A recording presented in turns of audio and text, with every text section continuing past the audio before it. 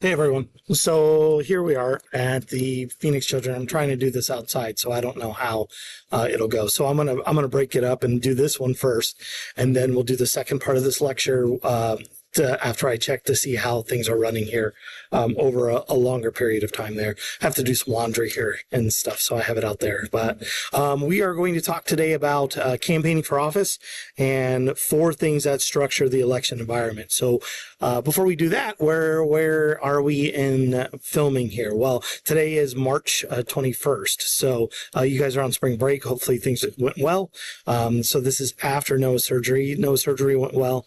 We are not in rehab yet, but he bounced back from a surgery, and so we're hoping to start seeing some gains and maybe some use of his arms again. So thank you for always doing the good things on band, and thank you as well for the card that we got earlier before he started his surgery. I do miss you guys as well. So let's start here with 4 things that structure the election environment. In our last lecture that we did before spring break, actually, it might be after spring break. It's after spring break. So 4 things that structure the election environment. We learned how elections work. We learned how we run for office. We learned how they're general elections with elements of direct democracy. Now let's put ourselves on the other side of the equation.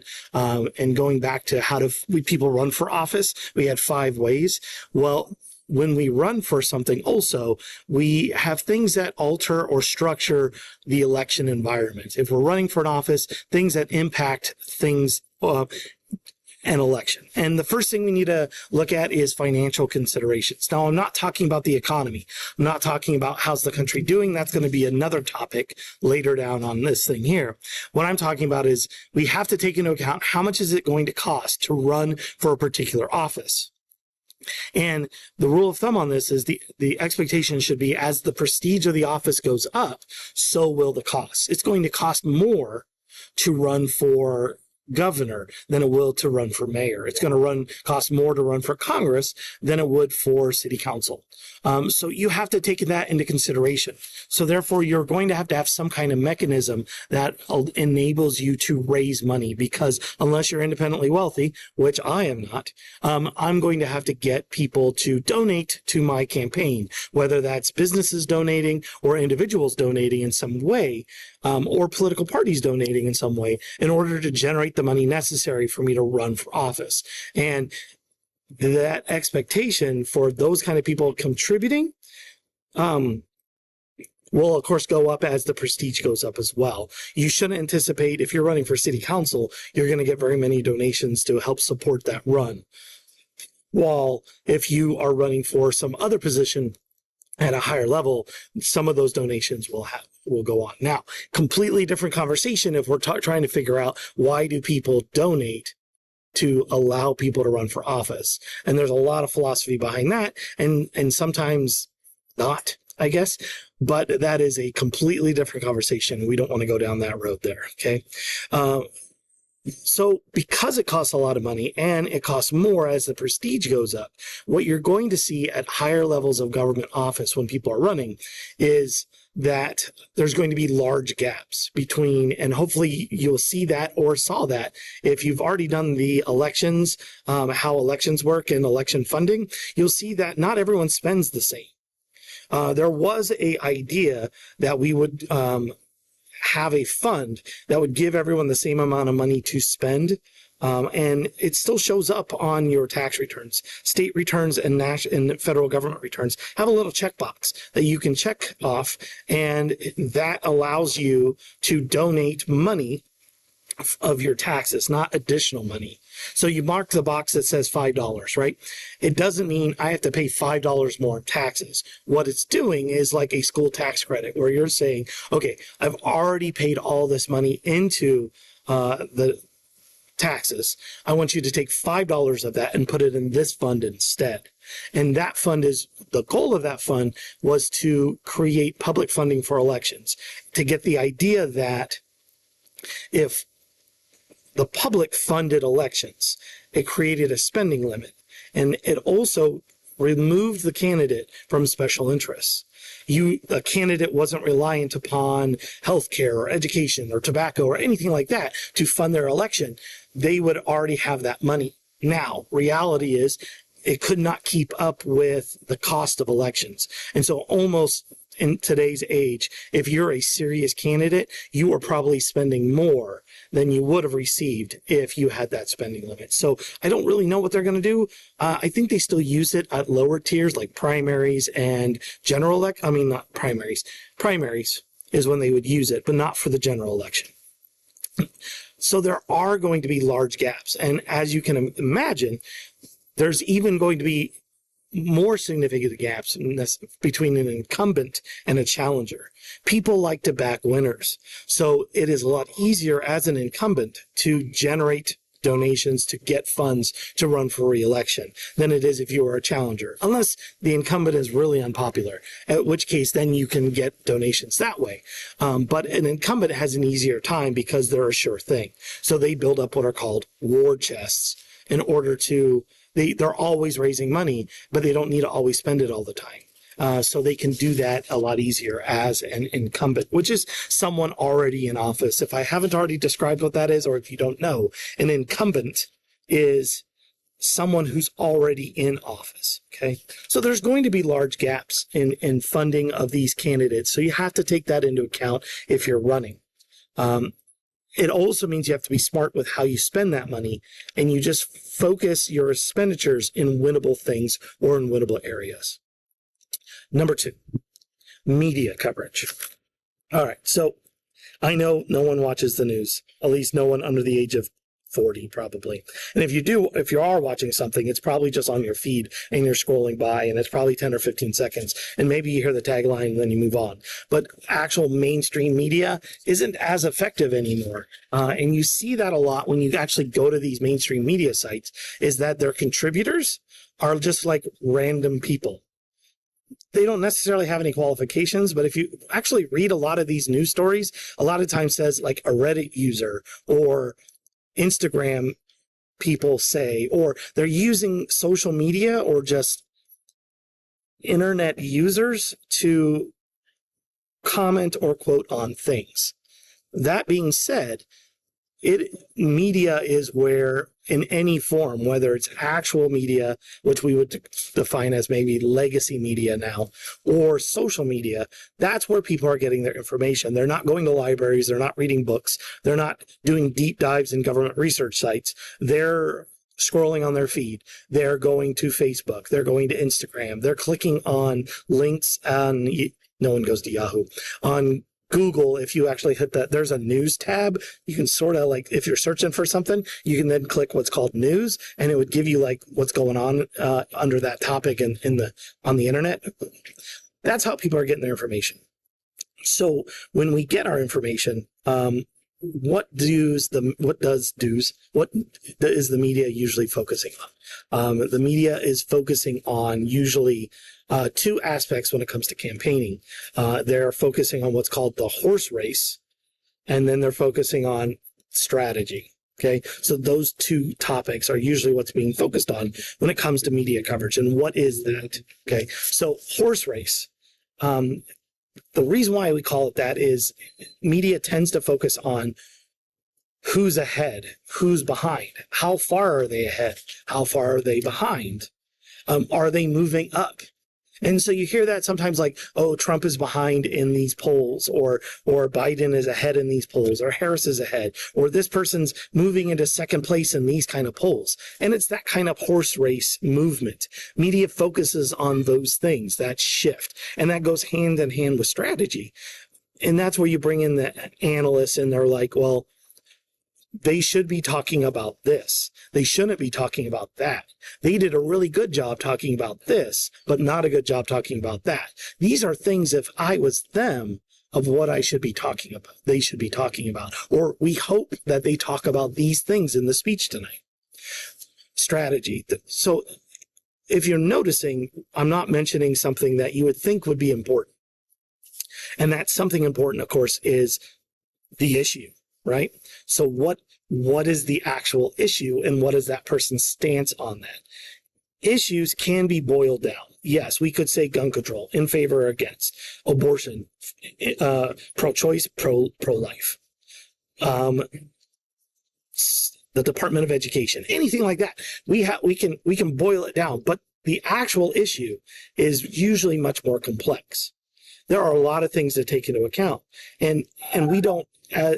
Media doesn't tend to have candidates because people don't tend to focus that long on things, explain exactly their issues. So it tends to come across to us as sound bites or just a snapshot of a two-word statement. There's another episode of West Wing. You guys have probably watched the debate by now that I had you do. There's an episode about 10 words, right? That the American public tends to start zoning out after about 10 words when a politician starts talking. So they got to get that soundbite in those first 10 words. And we tend to focus on simplistic things or emotional things in order to get you to remember that. We want to tie it to something that you can feel so you take it with you. Now, horse racing strategy comes into play when it comes to that stuff too, because it's basically trying to get you involved in a competitive aspect of a election, as opposed to the issues. It's focusing on who's ahead, who's behind. And we see that a lot in sporting events, and that's what sporting events focus on. And so our elections tend to resemble those because the media knows that that's what people are looking for. We are predisposed to want that competitive aspect. So we're going to stay longer to listen to that kind of stuff than someone talking to us about economic policy when it comes to tariffs, right? We're going to scroll, right? But if we find that somebody bumped a mic into a president's face, we tend to watch the footage to see what happened, right? It's just what we do, okay? So that's the media side of it. Now, as a candidate, that's where image creation comes in. You've got to portray the office that you're trying to do. And there are stereotypical things that you do in order to portray the office. And we see those in our presidential candidates as mostly. And the reason why I say presidential candidates is that they tend to have the most visibility when it comes to like the media, is we look at them and you tend to see them, they're going to be in a suit. They're going to have a flag lapel, like a flag pin on them. They're going to wear a power tie. So it might be red or it might be blue, but we're definitely not wearing like a Star Wars tie. We're not wearing like a funky tie with different geometric shapes. It's like a power tie. It's going to be like a solid, maybe slightly highlights or pinstripes on it, but you're definitely not going to get dad's fish tie, as an image creation, right? They're going to wear a nice suit. They're going to have a good haircut. Except for the dude, there's a senator that just wears sweatpants and a hoodie everywhere. But he's doing that on purpose because he stands out. How many of you can name a senator? But some of you might recognize, even though he's not from our state, this guy who's a senator and he wears sweatpants and a hoodie. That's a choice. We're trying to portray an image. He's trying to portray that he is great. The alarm in the parking garage is going off, right? He is trying to portray an image of being an everyday person and someone you can relate to. I am going to pause this. Hold on. In hopes that it will go away. So 5 minutes later, it finally stopped. So let's go back to where we were going. Image creation. We need to portray that image that we want to show that they can picture us as that office. Now, it doesn't really matter if I wear a suit. Well, I guess it did if you were paying attention to media, but overall, it's just you want to inspire confidence that you know what you're doing. There's a reason why lawyers always wear a suit, right? Why doctors wear a white coat, why engineers wear safety vests. I don't know. I'm reaching. I'm sorry. I got thrown with the car alarm, but it's because they're portraying an image, right? Image is everything. So what else is media about? Well, media impact. So we looked, like media presents this. As a candidate, I need to present this aspect in order to be with the media, or when people see me. But then who is the media working on? Well, in order to look at what the media works on is we have to look at party voters, right? Most people who are involved in politics are a member of a political party. They tend to engage in some capacity with a political party. Not always. There are plenty of people that are no party preference, right? But we engage ourselves. If we are going to 100% vote, as we get closer to the election, we are definitely paying attention to things. So what is media doing to you? Well, if you see yourself as a strong party person, first, you're looking for news information that aligns with your views. You're not the person that's like, okay, well, I'm a hardline this, so let's look at all information. If you are strongly identified with a certain political party and always see yourself that way, you are finding media that will reinforce or support your position to reaffirm why you're choosing this person and why you don't want that person involved. Okay, so that's how media affects you as a strong party identification.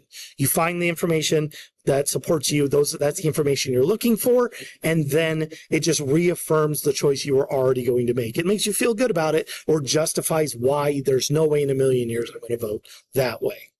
Now, weak party voters, meaning that they don't see themselves aligned necessarily with the political party or not. You're no party preference people. Just like in primaries where we have some states trying to engage those independents, I'll call them independents here, no party preference people, to support a political candidate. So too, media is trying to support you. That's why there's commercials on. Commercials aren't on there to really persuade a Republican to vote Democrat or a Democrat to vote Republican. Those commercials and those ads and those sound bites and their messaging is really to get the person on the fence to stop being on the fence. We know you're probably going to vote. So if you're going to vote, vote for me.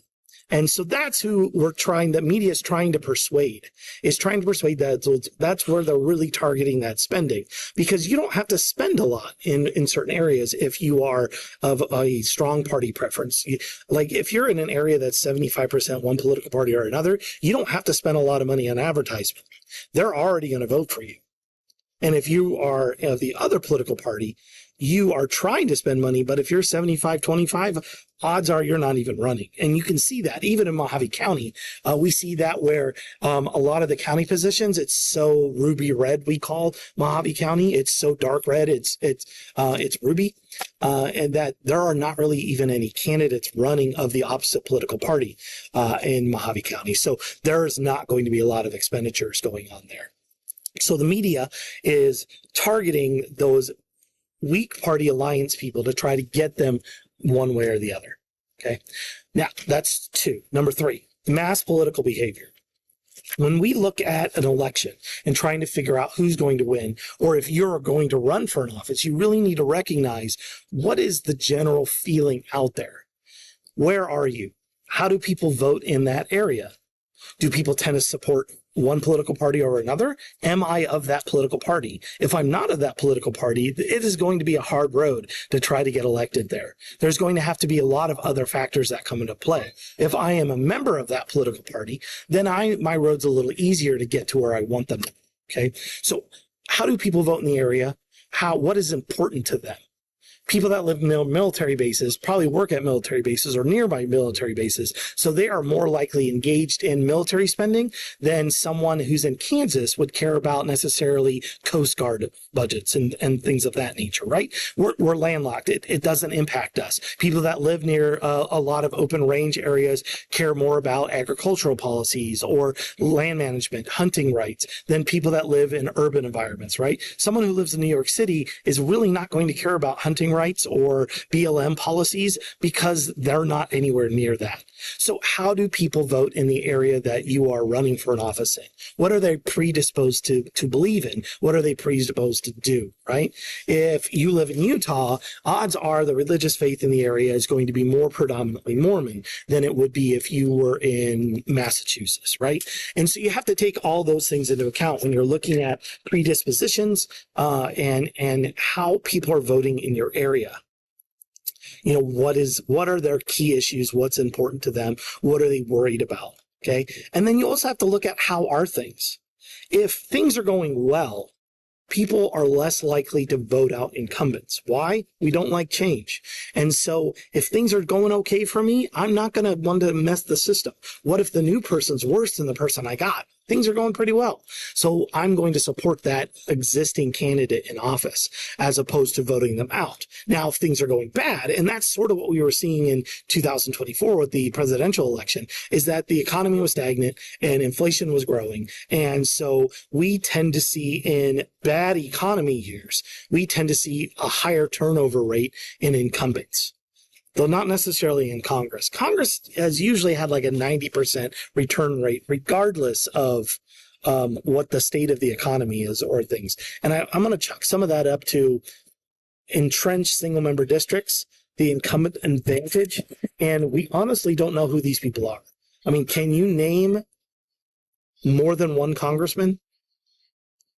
Okay, yes, you probably could, but other people really can't, okay? And so we just tend to do that. So we have to take into account, how are things? Are we doing okay personally? Is the town or the area that's electing this person, are they doing well?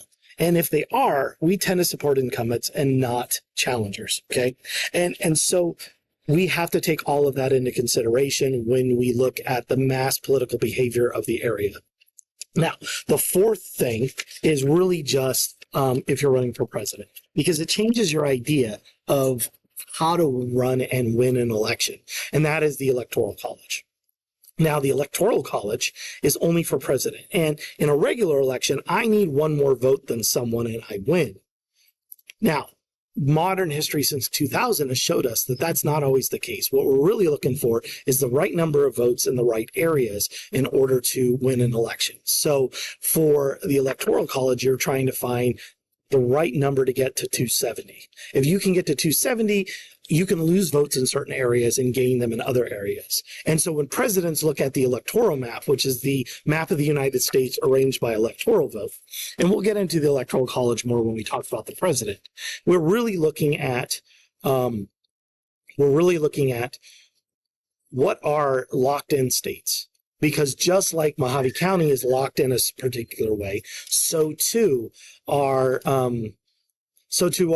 certain states. Certain states will support certain candidates. Historically, we know there's a trend. Okay, so we can already discount them and go like, okay, I know I'm getting these votes, and the other candidate can do the same thing. And then it really comes down to the battleground states, what we call battleground, which reinforces that whole media portrayal, right? The horse race strategy thing. It's a battleground. It's not up for grabs or a fair election, because that's what that means, right? Is both candidates have a chance.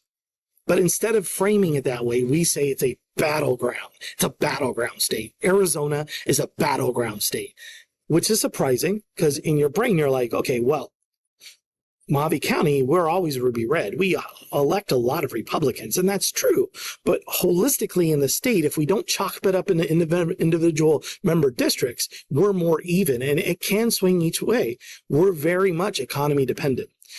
So our battleground state, those are the states that candidates are looking at. Okay, can I win this state? Because I need to win this state, this state, this state in order to get a chance at 270. And if I don't, then I need to pick up this state instead. Okay. And that's why on election night, there are certain states that like predict things, because if they can start picking up, if a candidate can start picking up particular spots or particular states that aren't expected of them, then they can be successful and they're probably going to win the election. So as the Electoral College, yes, you want to win the popular vote, but you more have to win the electoral vote in order to win the election. And we've seen that, and we've had 2 elections in the last 25 years where the popular vote winner actually did not win the presidency. And that was in 2000 and in 2016, Trump versus Clinton, and then also Bush versus Gore, where the popular vote winner didn't actually win the presidency, because that's not how presidential elections work. Okay, so those 4 things are how we structure what we call the election environment. If you're running for an office, you've got to take those things into account, especially mass political behavior. That's probably the key one out of those. Yes, it costs a lot, but let's assume you have a party structure that does that, and you're not running for president, and you know, okay, I'm going to portray an image and I'm going to get whatever media I can. And most times people don't care about what media says anyways, because you're just looking at what interests you anyways.